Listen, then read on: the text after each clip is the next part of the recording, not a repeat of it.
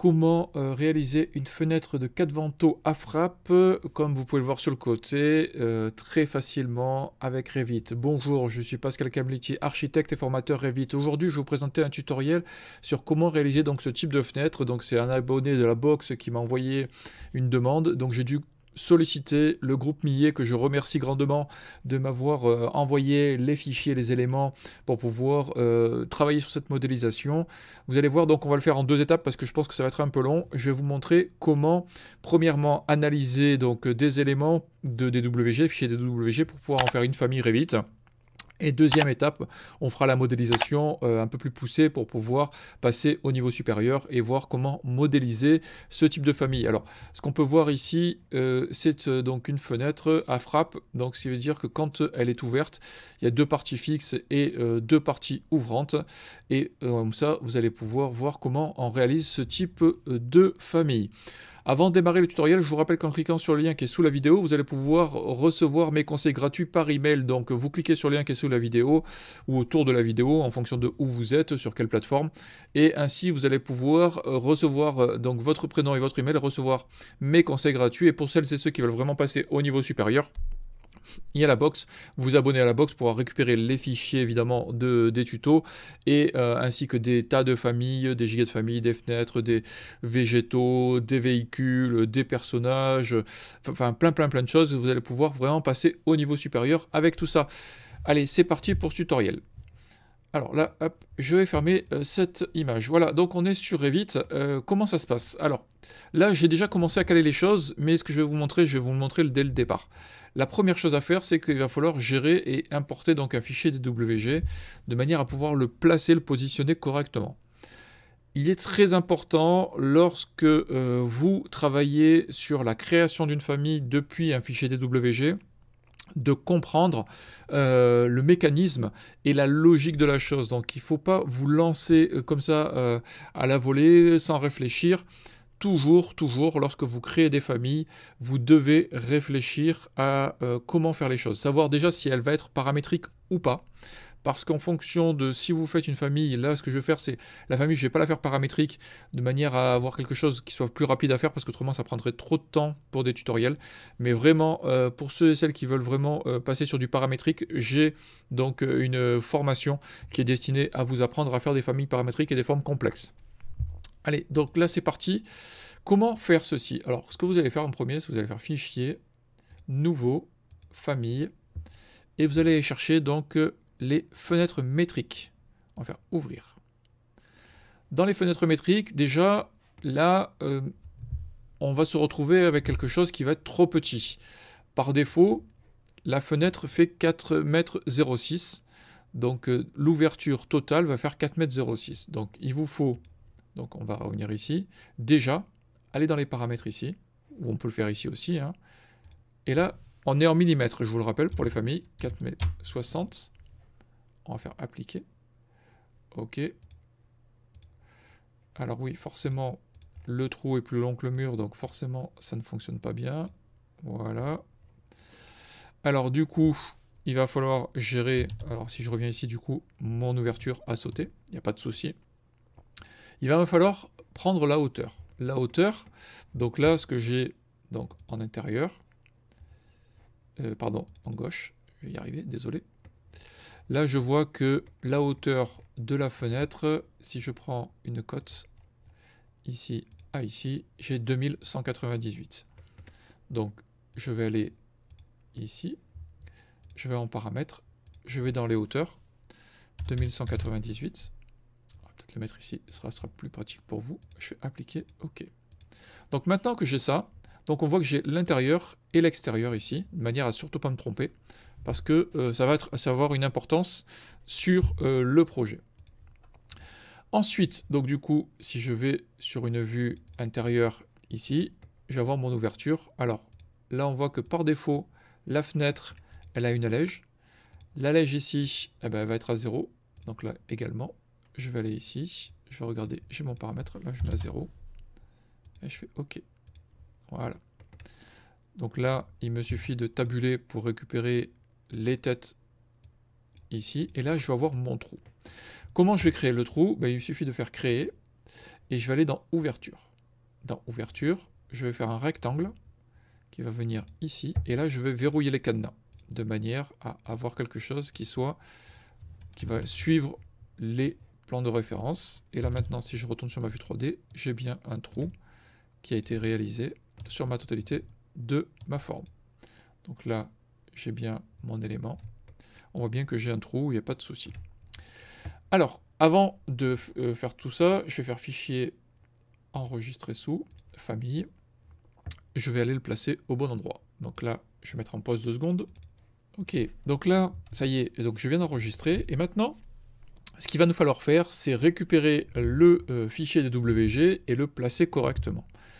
Ça va vraiment être une étape cruciale parce que on va devoir réfléchir à savoir où positionner les choses. Et comme on l'a pu le voir dans l'image, c'est que c'est quelque chose qui est positionné de manière assez spéciale. Alors là, on va aller sur le plan d'étage. On va faire OK. Vous allez aller dans l'onglet Insérer. Vous allez faire un Importer CAO. Et là, on va aller chercher donc l'élément. On va aller chercher le DWG. Hop. Alors normalement, il est là. Je vais essayer de le récupérer.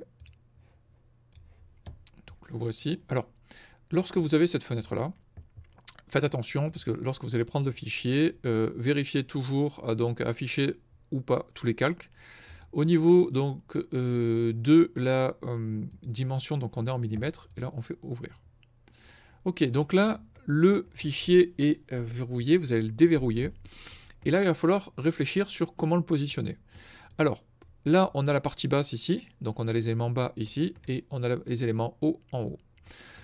Ce que l'on peut voir ici, c'est qu'on a un positionnement qui va être assez spécial, parce qu'on a quand même pas mal d'éléments et de recouvrements. Ce que vous allez faire, c'est que vous allez prendre le fichier et le déplacer. Et là, ce qu'on va faire, c'est qu'on va prendre cette ligne-là, on va le placer ici. Normalement, on est OK. Et ensuite, ce qu'on va faire, c'est qu'on va le déplacer avec l'élément qui va venir contre la finition de votre mur. Ah, je suis pas un peu trop loin. On va déplacer. Ok. Donc là, il me semble que l'on est bon. Je vais vérifier de l'autre côté au niveau du calage. Alors donc là, il y a un petit bins au niveau de la distance. Je vais vérifier ça parce que du coup, normalement, on est bon.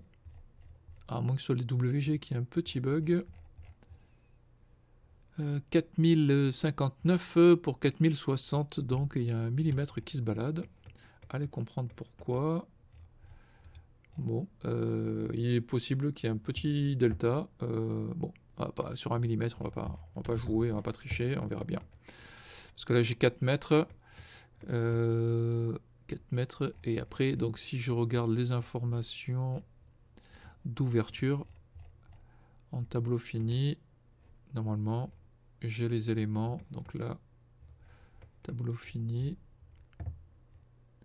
25, ok, 25, donc 50.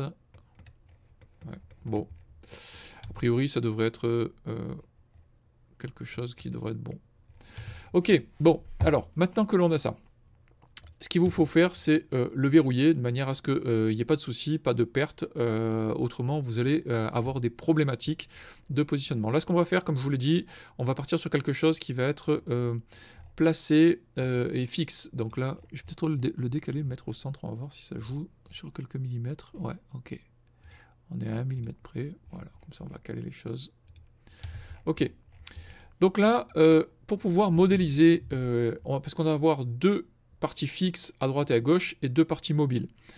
En l'occurrence, là, pour ce tuto, ce que je vais vous faire, c'est que je vais le montrer donc fixe, fermé. Je ne vais pas faire les ouvertures, je ne vais pas le paramétrer en ouverture.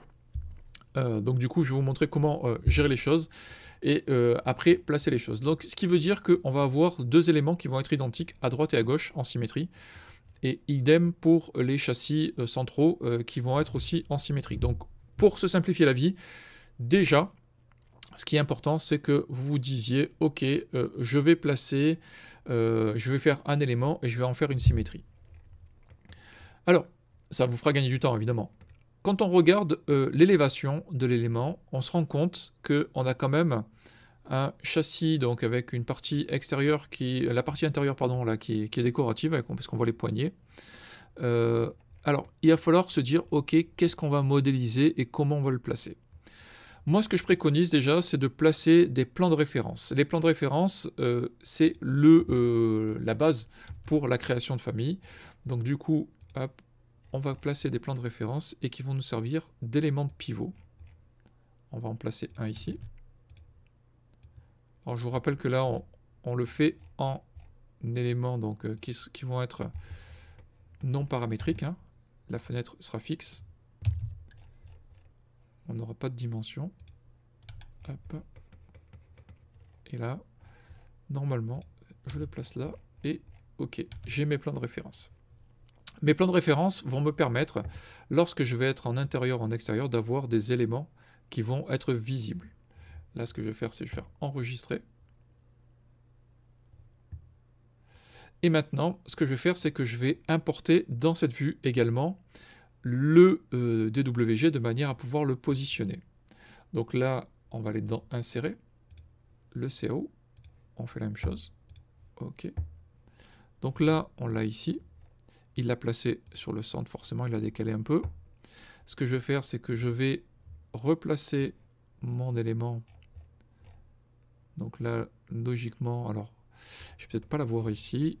On va peut-être l'attraper ici directement, comme on l'a fait tout à l'heure. Voilà, mon centre ici. Je vais l'aligner sur mon plan de référence. OK. Et là, ce que je vais faire, c'est que je vais déplacer mon support pour le mettre sur le 0. OK. Donc là, si je verrouille, normalement, je vois mes éléments. Pourquoi faire ça? Parce que ça va vous permettre d'avoir le visuel sur les éléments. Si je vais en 3D, vous voyez que les éléments se positionnent, ce qui vous permettra d'avoir le positionnement et pour pouvoir visualiser où est-ce que vous allez avoir les éléments et comment les accrocher les uns avec les autres, comment réaliser les extrusions. Ensuite, on va faire une autre étape. On va aller hop, sur la vue de gauche, gauche-droite, et on va faire la même chose pour le positionnement. Donc on est sur l'extérieur, là de ce côté, donc forcément on est sur l'intérieur. On va dans Insérer, on va faire lier CAO, on refait la même manip, on le positionne, et là du coup, on va positionner notre élément qui va se positionner. Alors, il est important de réfléchir, parce que là, on se rend compte que, comme on l'a fait tout à l'heure, alors si je retourne sur le niveau de ref, on a bien vu qu'on était venu ici. Donc on a un décalage de, alors si je prends la dimension de là à là, on a 10 mm, ok, on a un décalage de 10 mm, et si je regarde donc ma vue de gauche, quand je regarde mon élément, je ne vois que la partie orange. Donc là, on va aller, hop, je retourne sur le niveau, pardon, la partie orange, donc en décalage, il va me falloir avoir un décalage de, hop, si j'arrive à attraper le bord du plan, voilà, 29 mm pour pouvoir me positionner. Donc, comment je vais faire ça? Ben, il me suffit donc déjà de déverrouiller. Je vais prendre hop, mon élément, je vais le placer hop, au niveau de mon mur. OK. Là maintenant, ce que je vais faire, c'est que je vais le déplacer ici. Désolé pour la petite interruption. Alors du coup, ce que je disais, c'est que là, on va le caler. Alors là, je l'ai mis normalement hop, au bord. Et là maintenant, il va me falloir le décaler de 29. Tac. Et là, je tape 29 de manière à avoir le calage qui correspond au bon niveau, aux bons éléments. Ce qui va avoir le retour et les éléments pour pouvoir caler tout ça dans la réalité. Donc là, c'est vraiment le point de départ pour pouvoir caler les éléments, avoir ce qu'il vous faut pour pouvoir réaliser la bonne modélisation. Et ainsi, vous allez avoir un calage qui va être cohérent, correct. Et donc ça fait déjà 15 minutes donc, sur le tuto. La semaine prochaine, je vous montrerai donc comment réaliser les extrusions et comment réaliser éventuellement la bonne symétrie pour faire qu'un seul élément et passer vraiment à avoir quelque chose qui pourra être géré. On pourra, si on a le temps, et si le tuto n'est pas trop long, la semaine prochaine, je verrai, vous réaliser donc, le schéma pour le rendre paramétrique. Et pour celles et ceux qui seront dans la box, eh ben, on verra peut-être dans le temps, je mettrai aussi cette famille complète paramétrique de manière à ce que vous puissiez la modéliser ou l'utiliser directement. Donc j'espère que ce tutoriel déjà vous aura été utile, vous n'hésitez pas à liker et à partager, vous me posez toutes vos questions dans l'espace commentaires, vous vous abonnez donc à la box et aussi à recevoir mes conseils gratuits dans le formulaire, et je vous dis à la semaine prochaine pour un nouveau tutoriel. Merci, au revoir.